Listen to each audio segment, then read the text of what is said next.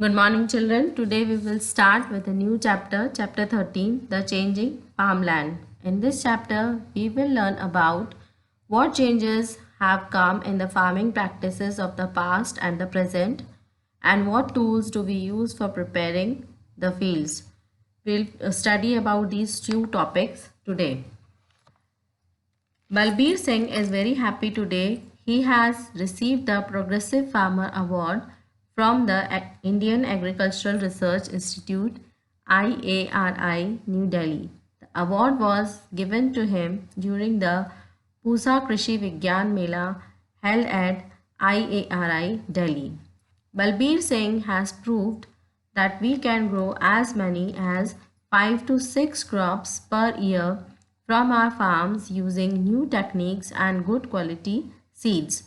Balbir Singh who is a farmer जो कि आज बहुत खुश है because he is going to receive Progressive Farmer Award जो कि उन्हें Indian agricultural research institute new Delhi की तरफ से मिलने वाला है और ये अवार्ड उन्हें पूसा कृषि विज्ञान मेला जो कि IARI दिल्ली में होने वाला है वहीं पर दिया जाएगा क्योंकि बलबीर ने ये प्रूव किया है कि हम एक साल में कम से कम 5 to 6 क्रॉप्स अपने फार्म पर लगा सकते हैं by using new techniques and good quality seeds. Many farmers had come to the Mela from different states.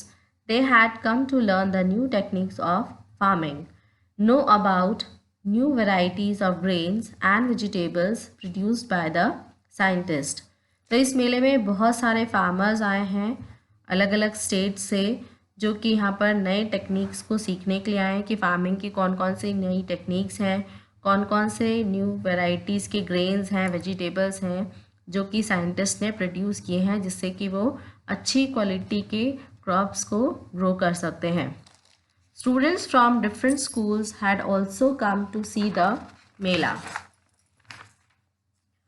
Their teacher wanted them to know how food is grown.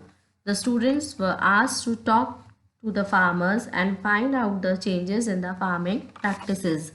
तो कुछ schools के बच्चे भी इस मेले में आए हैं और जो उनके टीचर हैं वो ये चाहते हैं कि वो ये सीखें या जानें कि कैसे फूड ग्रो किया जाता है और स्टूडेंट्स को इन फार्मर्स से बात करने के लिए कहा गया है जिससे कि वो फार्मिंग प्रैक्टिसेस में जो चेंज आए हैं उसके बारे में उसे पता कर सकें.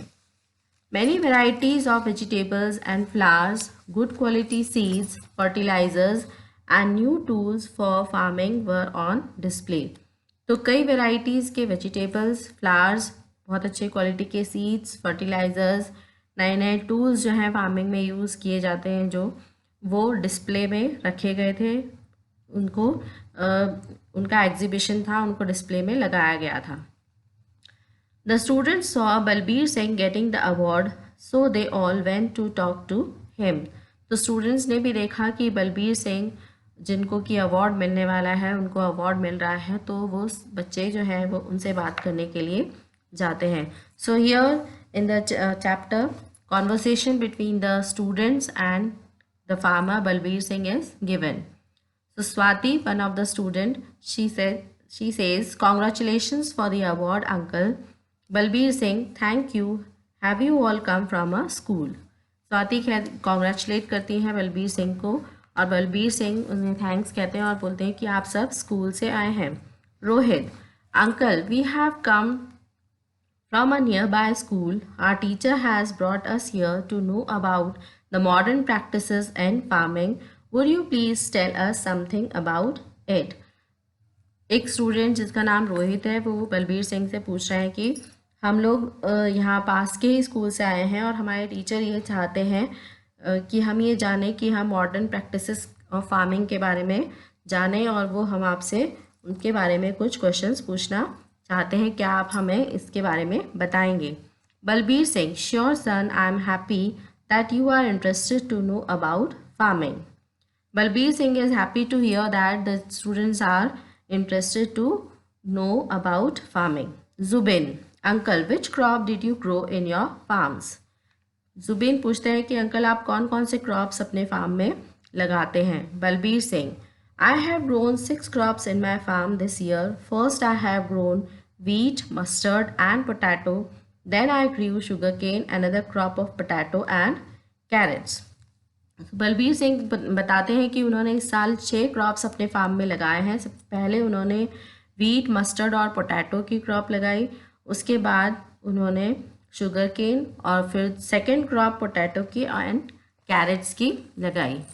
Swati, so many crops together, how did you manage to do that? So Swati को बहुत आश्चर्य होता है कि इतने 3 क्रॉप्स एक साथ कैसे लगाया। तो वो पूछती है कि इतने सारे क्रॉप्स आपने एक साथ लगाई तो इनको मैनेज कैसे किया। Balbir Singh, it is not difficult, with good planning and new techniques all this becomes possible. Balbir Singh बताते हैं कि ये डिफ़िकल्ट नहीं है, ये पॉसिबल हो सकता है अगर हमारी प्लानिंग अच्छी हो और हम नए टेक्निक्स को यूज़ करें तो। Rohit, do you always do like that? Balbir Singh, oh no, I have done it only this year. That is why I got this award. Rohit is asking कि आप हर बार ऐसा ही करते हैं, तो बलबीर सिंह कहता है कि नहीं, मैंने इसी साल ऐसा किया है तभी मुझे ये अवार्ड मिल रहा है। Swati, what did you grow earlier? Balbir Singh, earlier I grew only wheat and rice. There was a time when I grew only one crop in a year. तो स्वाति पूछती है कि पहले आप क्या उगाया करते थे, क्या ग्रो करते थे? तो बलबीर सिंह कहते हैं कि पहले मैं वीट और राइस ग्रो करता था और एक ऐसा टाइम भी था जब मैं पूरे साल भर में सिर्फ एक ही क्रॉप लगाया करता था। Zubin, from where do you get the seeds for the crops? Balbir Singh, I purchased good quality seeds from the market. Our scientists in IARI and other such institutes produce high yielding seeds of different crops. We buy them and get bumper crops. I will buy some seeds from this mela too. So Zubin next question करते हैं और पूछते हैं कि आप इन crops के लिए seeds कहाँ से लेते हैं? तो बलबीर सिंह बताते हैं कि वो मार्केट से अच्छी क्वालिटी के सीड्स परचेज़ करते हैं, जहाँ पर कि जो साइंटिस्ट हैं IARI की, उन्होंने हाई यील्डिंग सीड्स जो है वो अलग अलग क्रॉप्स के लिए बनाए हैं, प्रोड्यूस किए हैं और वो वहाँ पर सेल होते हैं। और इन सीड्स को ग्रो करने से जो क्रॉप्स होती हैं वो बम्पर होती है, मींस प्रोडक्शन जो है वो बहुत ज़्यादा होता है।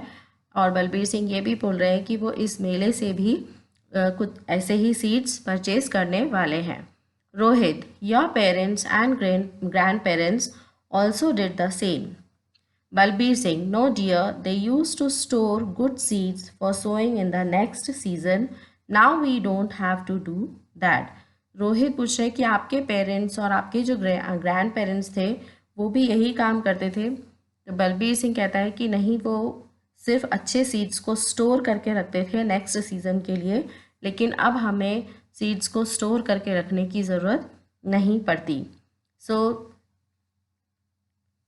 remaining part of the chapter we will study tomorrow. Read the chapter till I have explained. Thank you.